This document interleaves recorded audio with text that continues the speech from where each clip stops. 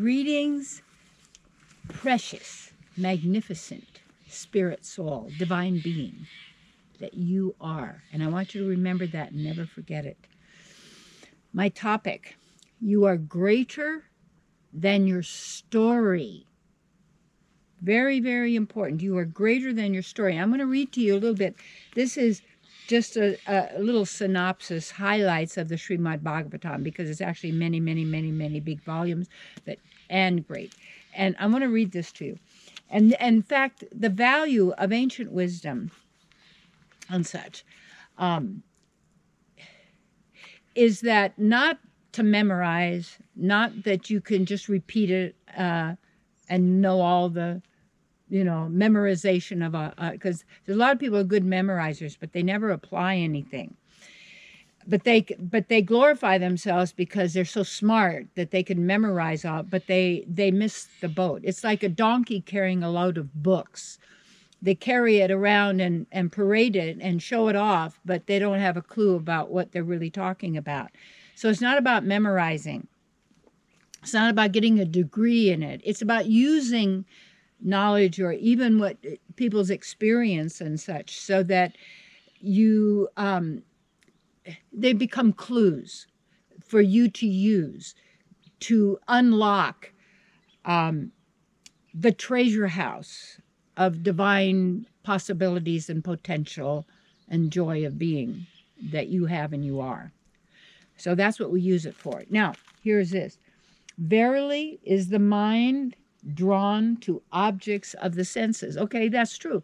The mind is always attracted to something out here. And if you take a look, everything here has a name: rock, grass, water, tree. Who put these sounds to these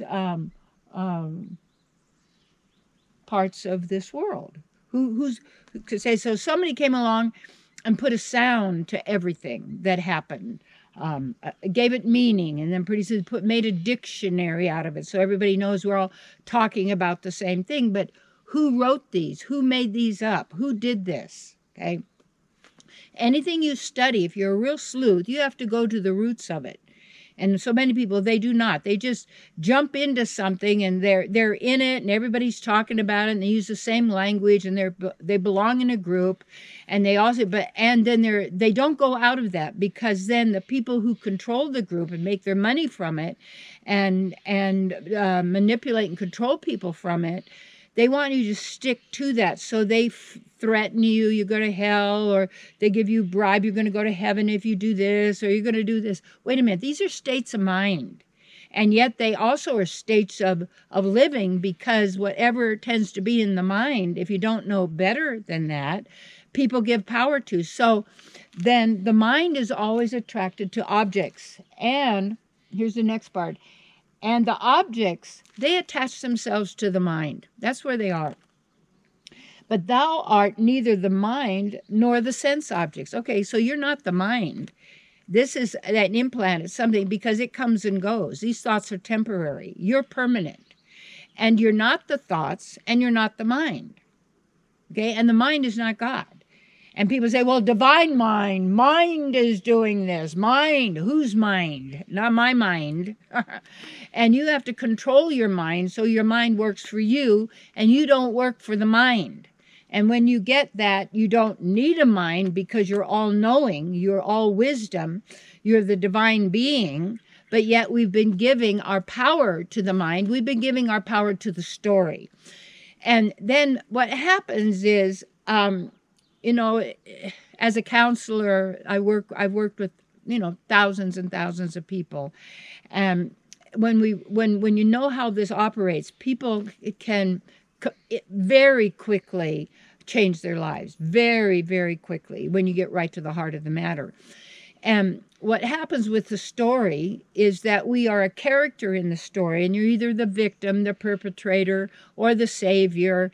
And then we glorify ourselves in the mind as we relive the story, how fabulous we were, or we live the story, how they were abusive to me and nobody wanted me and I'm not good enough and nobody loves me and nothing I do ever works out and I'm not lucky, and on and on and on and on.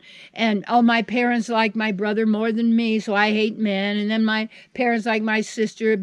I hate women. I mean, it's all this stuff, how we're relating ourselves to the situations out here when they're being projected from us on the screen. Okay? And yet we're calling it real and identifying with it, just like why movies and videos are so dangerous. Even Freud said that. I wasn't always much of a fan of it, but he did some really good work as well. And because when you're sitting in that comfortable chair, you're relaxed and such, you're just being fed programs that are going into the unconscious and subconscious subliminally below the level of your awareness of it, yet they're influencing you and the story. So people identify with stories, sitcoms, like, a lot of people are sarcastic to each other and they're mean to each other, the people that they say they love, and they're always critical and putting them down and controlling them and telling them what a loser they are. And it's all the things out of love, really. And so, but they've seen it also in movies, and people take on the caricature and they dress like they're a character. I'm John Wayne, man. I'm John Wayne, and then I'm somebody else, and now I'm this actor over here, and then I'm this. And actors are actors. They're learned how to play a part, to fool an audience. It's part of the illusion. These actors are also illusionists and magicians and Babylonian carnival people who have a business plan, you see, on how to control the masses through illusion. Absolutely. And then people identify with it, and then they identify with their story as that's who they are. And then they want to always tell you their story about all their troubles and how they overcame it or they didn't, and how was to blame for that, and who did it to them, and who's doing it to them now, and they never get a chance because they got the wrong color or the wrong sex, or they were born in the wrong family or the wrong nation, and they're never going to be good enough, and then they're going to strive for it, because then you're going to act like all the people who are good enough, and then we're going to dress like them and buy their clothes, and then and I got all of their movies and I got all of their CDs. This is your movie. Come on. And then giving our power to everybody and everything outside, and their story is better than my story, and they're better than I am because they have more stuff than I do, and all of this. So you have all of these beautiful souls suffering because their story is not good enough, or they're suffering because of their story, when where is it? Where is it? Where's my story? Oh, I have to think about it. I have to remember it. I have to activate it. I have to emotionalize it. I have to get into who I hate and who's doing it to me, and how I could overcome them, and how I could get even, and then how I could prove myself, and I could finally make it. And I keep trying. And if I don't make it now, I'll give myself another 10 years, and then I will have made it. Made what? You're already there. But the program is, you're not. You're a loser. You're not good enough. You'll never be good enough. But you can try.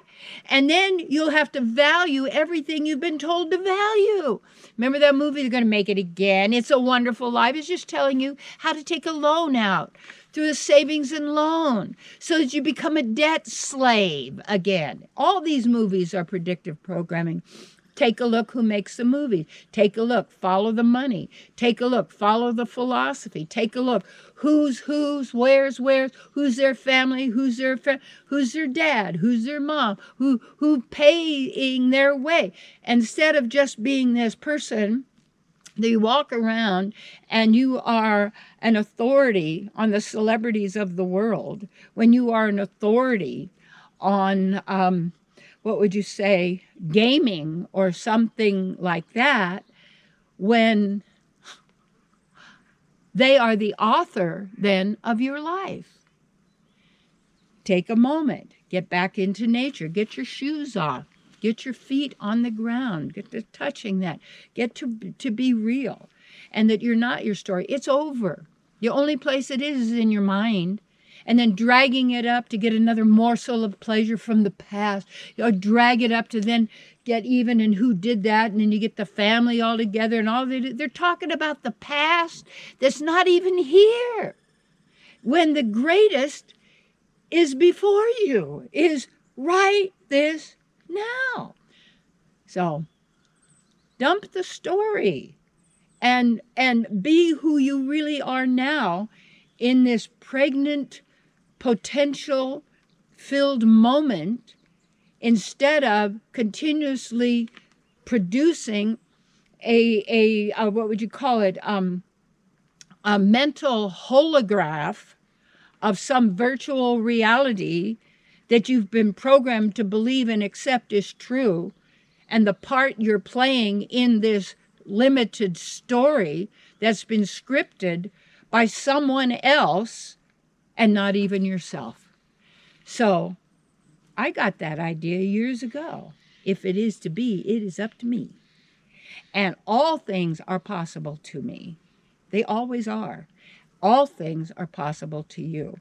Now, what happens, people get big old ideas, and I'll be the greatest, I'll be the best, I'll be the most and everything. Then you have the competition, and then you gotta stay on it, and then you gotta defeat all of the challenges to all of this so that you can maintain your position and look good and finally have made it and be the greatest and the best, and everybody will admire you as you walk down the road and be afraid of you because you've made it. You're there. Da-da-da-da. Come on. The emperor is naked. Do you see that? Don't go along to get along. And the whole story of all history, all civilizations get destroyed over and over again. And they're history books. And the burning of the books, and now the stopping of the media and of recordings and all of this, and controlling what goes out into the news and into people's ideas. No. Keep your own counsel, my dear, or work with someone who you know can empower you and enrich you. This is your eternal life, and you cannot die. This is who you are, and this is what you want to maximize now and invest in yourself. Okay, there's books. You read my books. These videos there are for you. I would say get your friends over and people and watch videos and then discuss it. Now you've got little study groups going, and then let people can give a little love offering. You can have refreshments, you see. And you don't have to be the teacher, but you can run then the groups, and then you get your neighbors, you get your friends, you get everybody, you get family members, and you start working together and empowering each other as individuals, not trying to fulfill some old expectation that has been passed down, lifetime after lifetime, and struggling and working on. No, and manifest. I've got some programs coming up, manifesting, mastery and manifestation, really, really important. And I'll be doing some half-day and all-day work up here at Shasta, also mentoring over the phone, also through email and in person, and retreats and at Shasta here with me. So all's possible, and I do the phone counseling, love offering, because it's possible for everybody. Don't sit there and think it's not good enough, it's not possible, it's too much, you can't do it. That's what you've been using to stop you all this time. Take a nice deep breath. The past is over and gone. The future does not exist, and you are right there in this moment, and all things are possible to you. Do not defeat yourself anymore by your story. You are not the story. You are beyond the story, and now is time to have a new story, and that story is inspiring and motivating to yourself and to others, because it's all about the glory of your own divine being and your self-expression and your creativity and our empowering each other in our glorious and eternal existence. You are greater than your story.